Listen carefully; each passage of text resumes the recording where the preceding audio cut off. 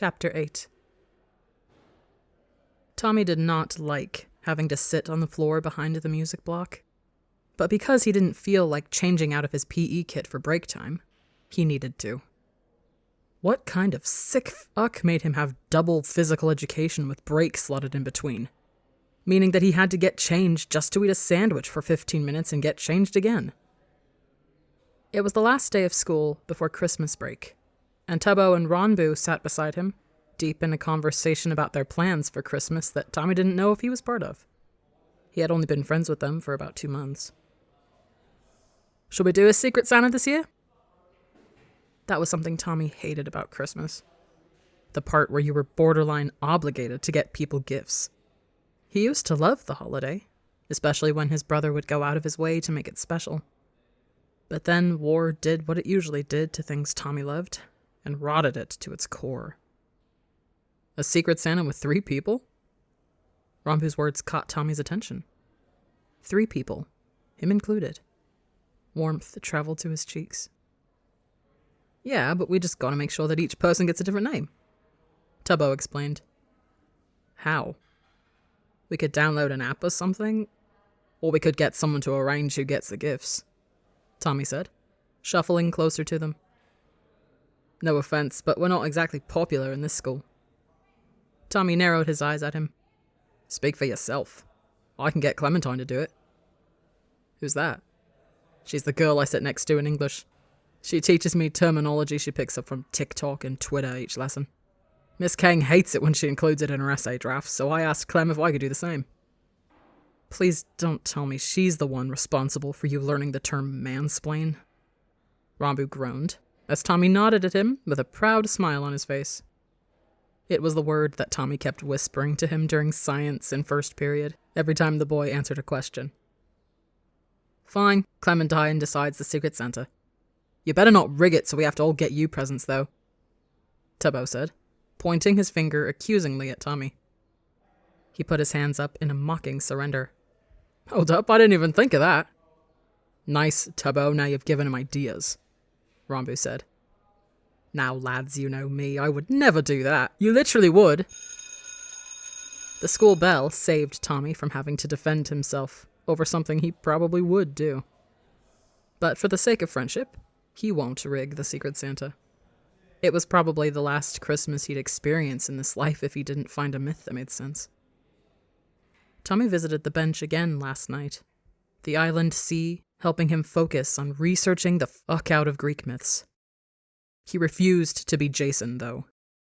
Out of all the cool Greek names, and the hero who captured the Golden Fleece was called Jason, that was just embarrassing. His myth was filled with betrayal and murder, something else he'd like to avoid being associated with. Though the shit name disturbed Tommy more. PE and English class passed quickly, and he hated how he was in a good mood before history. Clementine had given him Tubbo's name for the Secret Santa instead of Ronbu's, which he was thankful for. You'd never catch him buying anything for an American. He swore Miss Allingham's history classroom just reeked of, I'm here to represent any flaw of the modern education system. It also didn't help that this would be his last lesson before Christmas break since school ended early. The tables were arranged differently than usual, placed as lined desks instead of joined tables. Despite that, he sat in between Tubbo and Ronbu and laid his head on the desk. I still don't get why you hate this class, Tubbo said, as Tommy continued to bash his head on the surface. Tubbo, I don't think you realize the historical inaccuracies in this fucking textbook. He grabbed his book and shoved the amount of red pen he wrote in Tubbo's face. Look, it's so fucking dumb! Tubbo scoffed. You're like my sister. She hated this class too because of all the mistakes the textbook had. Good, she would appreciate my slander. The lesson carried on how it normally did, with Tommy doing the bare minimum and correcting a different section of the textbook, not listening to a word Miss Allingham said. Well, that was until she decided to call on him. Tommy, care to answer the question? Or should I repeat it, since drawing in the textbook is more interesting to you than the history of our town? He flushed red as the classroom's attention diverted onto him. Miss Allingham crossed her arms. I wasn't coloring in the textbook, Tommy defended, putting down his pen. First warning, Tommy. Now answer my question, she said. Can you give me the number of casualties in the First L'Manberg War and how this affected the economy of both the SMP Kingdom and the L'Manberg Nation? Tommy froze at the mention of that war. His left fist clenched under the table. Second warning, 19 died and 12 were heavily injured on the L'Manberg side. Tommy spat, his hands shaking. The economy of the SMP Kingdom remained unaffected since their casualties were soldiers on the front line, whilst L'Manberg suffered as able-bodied workers were hurt during the war. His palms stung from the sharpness of his nails. I asked for the textbook amount, not the one from the history archives, but thank you for the unasked specifics, she said, her tone designed to humiliate him further.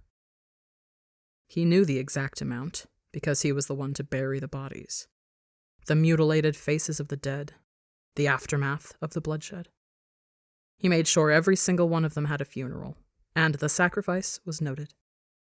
The torture of burying someone younger than him, someone who shouldn't have even been trapped in the situation of war, couldn't be forgotten. A gloved hand grabbed onto his from under the desk. Ronbu loosened his clenched fist and held it so Tommy couldn't wound his palm further. Now, because you're trying to be smart, can you give me the number of people who died in the final L'Manberg War? Miss Allingham continued. Tommy squeezed onto Ronbu's hand. He didn't know. He avoided reading sections of the textbook that occurred after his death for a reason. He didn't want to know how many of his people died because he wasn't there to help. There was a certain pain in reliving memories his history class provoked. But hearing events he could have prevented if he didn't fucking burn down one of King George's properties and get himself exiled was worse. Over 300. Ronbu whispered under his breath. Tommy repeated it, his mouth dry. Thank you, Ronbu, for that answer, she jeered. Any significant individuals that died in this war whilst you're answering other people's questions? Nick Chu, Ronbu said. Tommy didn't recognize the name. The teacher moved on with her teaching, and Tommy exhaled, his chest tight. It haunted him, having 19 people dead over a revolution he partook in, but over 300. His people were massacred.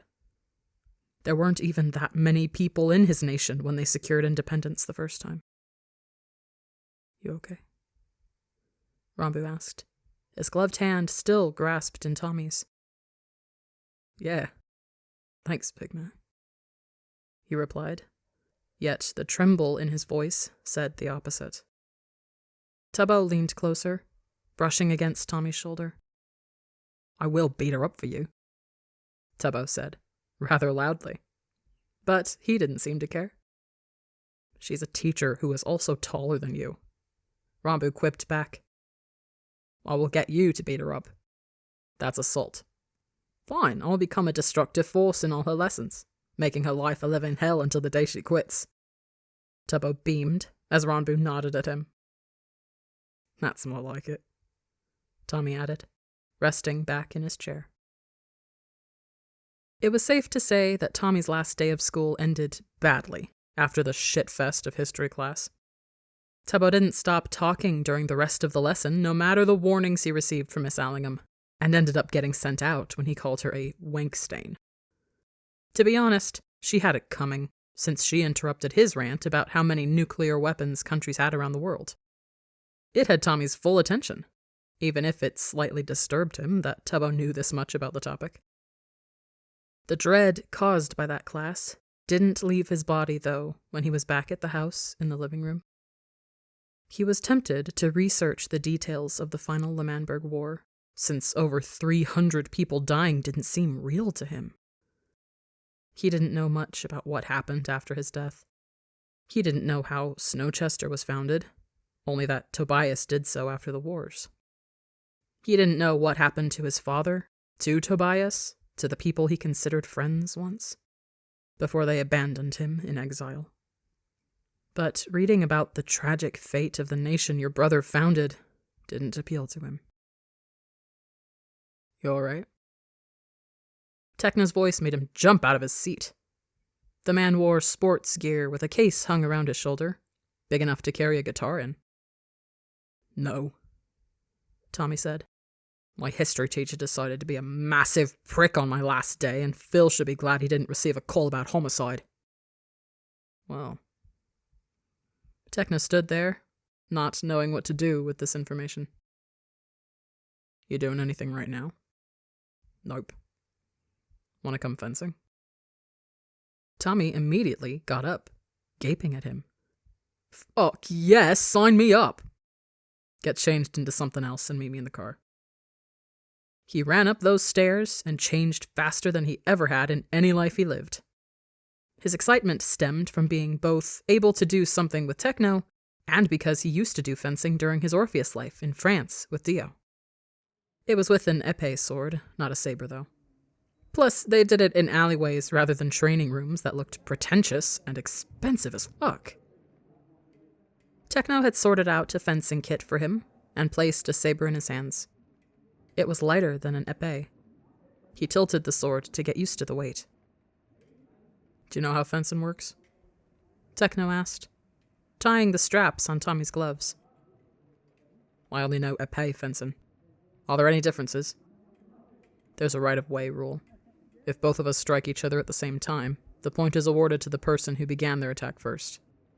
Tekno explained. Saber fencing more focuses on cutting and thrusting. Strikes beneath the waist and hands don't count, but you can use both the blade and tip to score, unlike with the épée. Is that why they called you the Blade when you walked in here? There were only a couple of other people in the training room, and Tekno caught all their attention as they entered. He was popular here, it seemed. I am known to abuse the blade of the saber, yes. Tekno's mouth upturned, displaying pride. Oh, and it's easier to attack than to defend. Of course you prefer the more violent version of fencing. Tommy scoffed, as Tekno smirked at him, not denying it. Russ, can you referee for us? An older man strolled towards them and gave them a thumbs up. Tommy and Tekno met in the middle of the pieced fencing mat and fist bumped. Neither of them liked the traditional salute you had to do before the match began. On guard, Russ announced. Tommy put on his helmet and took his place on the mat. Prêt. Allez. Within a second, his opponent's blade had already smacked him around the face. Tekno's scoring light lit up. What in the... Return to your on-guard line, Tekno said, satisfied. The round began again, and Tommy stepped back, narrowly avoiding the saber aimed for his chest, parrying the sword, causing Tekno to disengage. Yet the round still ended with Tommy's ass being beat as the man fucking lunged at him, striking him on the shoulder. Try to riposte after you parry next time, Tekno advised, causing Tommy to glare at him. If Clementine were here, she'd say another one of her buzzwords. Tommy tried to do what Tekno told him to, but the dickhead just deflected his saber and hit him again. You are a bitch. Come on, at least get a point. Tekno taunted, clearly enjoying himself. All right, you little bitch, I will. And Tommy, in fact, did not. Instead, Tekno practically pushed Tommy off the mat without touching him, scoring a point. It wasn't his fault that the guy was intimidating with a sword in his hand and kept leaping at him, displacing every single target area Tommy tried to hit. A minute break, Russ said. Tommy sighed, as that meant Tekno had got 8 strikes on him so far. You're not bad, you know. Tekno took off his helmet.